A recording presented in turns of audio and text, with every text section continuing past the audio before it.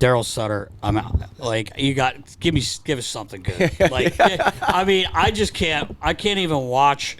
I just start smiling when I see him sitting at the table for his daily press conference. And Chiefs told me a ton of stories about, him when he played for him, like back in the day, like Chiefs, like, we're there early because I was always early as a player. And he goes having a coffee. We got the radio on, and all of a sudden we turn around and Daryl's over there, ties undone. He's like in his stance saying, "You better be fucking ready to play." And Chiefs just laughing. He goes, can't even hear him. You can read his mouth, but he's like, it's like 3:45. The game's at 7. But like, how was it working with him? Like, obviously you won 2 cups together there, so I know it's the answer. It was great, but like, just what did you learn from Daryl or see from him? Yeah, he's an amazing guy. He really is. And, he comes from a family of brothers that all played the game, and I think he's got some really good fundamentals that are instilled in him from that. I know I grew up in a family of 4 boys, so I think you just foster this team mantra right off the hop just from growing up. But he's got a personality that's hard to describe. But probably the biggest thing I learned from him, because you go to L.A., right, and there's lots of distractions, the weather and what's going on, but it really is a wonderful place to play. And the one thing that he focused on more than anything else was preparation, being ready to play. Big difference between game days and off days, and he really put pressure on the coaches for that. He wanted the computer shut, walking around, spending time with players. But preparation, and you're not lying. Like, he goes in the locker room between periods and he doesn't leave. Like, so you go in there 6-8 minute mark, you stay in there with the players and he's spitting on the floor and punching guys and making sure they're ready, reminding little details all the time. But he has this ability. He's one of the sharpest guys that I've ever coached with, and Craig Berube's a lot like that as well. There's certain guys that you work with that when they watch the game, they see everything. And Daryl's one of those guys. I've been with coaches where you say something, they got to watch the video 3 times. Okay, now I know what you're talking about. He sees it all. He sees anything happen out there, mischeck, guy pulling up, where he should have been, what the goalie's doing, the goalie's not where he's supposed to be. Like, he sees it all. It's amazing just how intelligent of a hockey mind he is and how quick-witted he is. I tell young coaches, if you want to learn, because you got to deal with the media at the NHL level, watch Daryl's press conferences. Yes, he's a master. Oh my he God. Controls it. Some of those guys are afraid to ask him questions, and then it'll be funny when you think he's not going to be funny, and he'll be serious when you think he's going to be joking. Yeah, 100%. But, and he'll stick up for his team when he should. And he'll call him out when he shouldn't. Like last year in Calgary, their goalie was awful, so he sent the goalie coach to the press conference. He's brilliant. Did he really? Oh, he's unreal. But he keeps everybody on their toes. But I can tell you this, because I worked with him for 8 years, it's always about winning, and it's for the team. And my stories are endless, right? I can remember we were playing in St. Louis one night, and Matt Green, who I love. Matt Green's just the ultimate team guy. And he's out there beating the puck up. So I'm standing out at the D end. Greener comes off, sits down the bench. All of a sudden, I see the stick come flying over like a javelin. And it goes right by my ear and lands in front of Greener on the bench. He goes, "Try that one." And then walks away, right? So Greener just grabs the stick, hands it to me, and then gets ready for the next shift, right? But there's always stuff like that, where stuff was going on, or if something happened on the back end, I would go turn and walk to my right, and he'd be standing right there.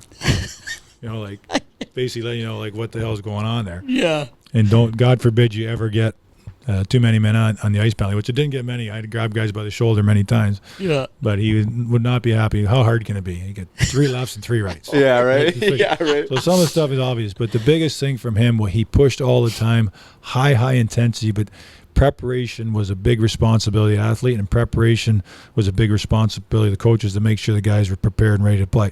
And I'll guarantee you're going to find that with Torts, right? The game is intense, and I know for Rouse was different because you had to worry about fighting all the time, but it's an intense environment. And you can't go out there loosey-goosey. You go out there relaxed in terms of knowing you have the confidence to be a good player.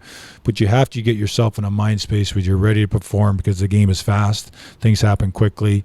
You have to go through a mental preparation to kind of think through scenarios or you'll be ready for them. And Daryl was all about that. And he didn't mind. You could take your time off. You give guys lots of time off, lots of rest. Enjoy where you live in Southern California and all that. But game day was game day. Where you were in the standings mattered. And it mattered every day, and I love that about him. As something that had a big impact on my philosophy as a coach. I love that. That's awesome. And his sarcasm obviously is humorous, from outsiders' perspective. Yeah. Like, how do the guys take that? When he throws a stick like that at Matt Green, like, it's obviously funny, right? Like he gets the point, right? Greener. But like guys must think that like is when it's not happening to them, that it's it's kind of loosening them up a bit, maybe, or maybe not. Well, I'll be honest. I think I said it earlier. Guys want to be pushed. Yeah. And I'll share a story with you, and it kind of maybe is a test of hopefully the relationships that I build and we build as coaches. But when I run into players that I was in LA with, I get a big hug.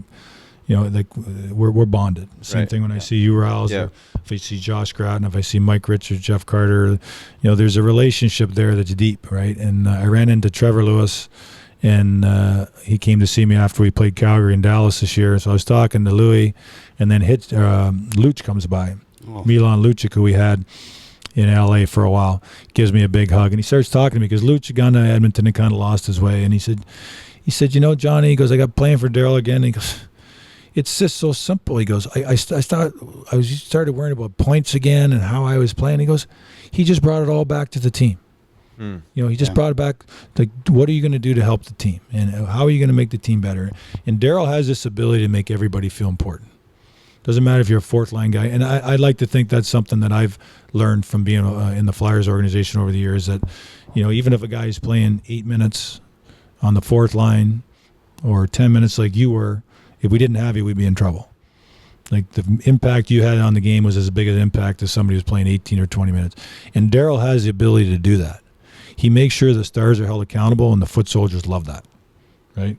If you look at what happened with Johnny Gaudreau last year in Calgary, he had the year of his life. Yeah, right. And I wasn't sure Johnny and Darryl get along. I talked to Darryl about 2 months into the season. He loved him.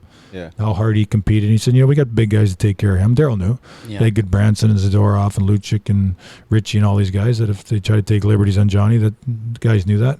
But he fosters this environment where you got to do your job for the team. It's not about you. And it did. Some of those guys are having big years, and it started becoming about them. And that drives them crazy, right? Yeah. They lost their way a little bit at the end of the year, and Darryl, for him, it's simple, right? Guys start thinking about themselves, and he always say, if there's a selfish guy in the room, we got to get him out.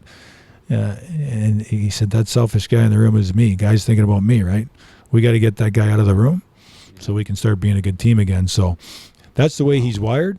He's all about what's right for the team. Whether you're a star making $10 million or you're a call-up guy, you have to be committed to doing what's best for the team, and you got to check, and you got to have a foundation to check, and everything else will fall into place. And he does not go away on that. No, I can see that. That's awesome. It's funny you mentioned Lucic, because I think I mentioned to you like this past year, like it's almost like he reinvented himself. He was banging, he was fighting, you know what I mean? And we said like, geez, something's lit this guy up. And then we've heard that Johnny loved Darryl as well. So His dad, he was telling me, so the feeling was mutual. For him. But if you don't get these inside scoops, you're not really sure, because from an outsider's perspective, from the media presents him to be. Got the sour face, sarcastic, and and obviously he's different with the guys in the locker room. But I've seen him though. Again, just to give you an idea, and I'm not sure if it's been a playoff game, but very, very well could have been. I've been in tie hockey games, third period, 2-2, and we get a power play, and he put the fourth line on the ice because the top guys were awful that night. He go, what? Our fourth line can do what you guys do. We can go bat around for 2 minutes, take 2 minutes off the clock. So why do you guys big shots think you need to go over the boards because we got a power play? So he'd put the fourth line out. No disrespect to Colin Fraser and those guys, but chance of them scoring on the power play was not very high. But he didn't care. He thought holding them accountable for that was more important than the power play, and he was right. At the end of the day, power play is going to come through and score big goals at key times. But if all we focus on the power play and that's your given right to just climb over the boards because we got a penalty, and you're not working hard enough to be on it, you're not winning any puck battles, then why should we put you out there? Right. And he was great about that. He had a great feel for the bench. And he would have no problem to lose a battle, win the war, right? Yeah. And he'd do that all the time, and I think it paid big dividends down the road in terms of accountability for everyone. That's awesome. Sure.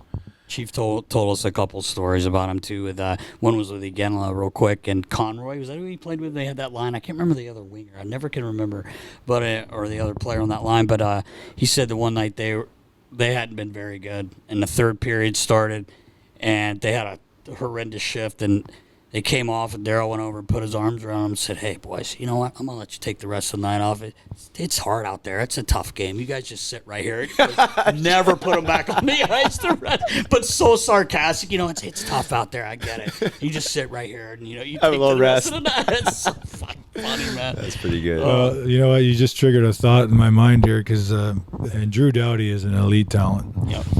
But he's got unbelievable passion for the game, but his emotions get the best of him sometimes, and he is a little bit all over the ice. So it was the first year Daryl had taken over. I was coming to the D, and he used to yell down the bench like called Big Shot or Fancy Pants, and he never called him by his name. But it would drive Drew crazy because he figured he was referring to him, right?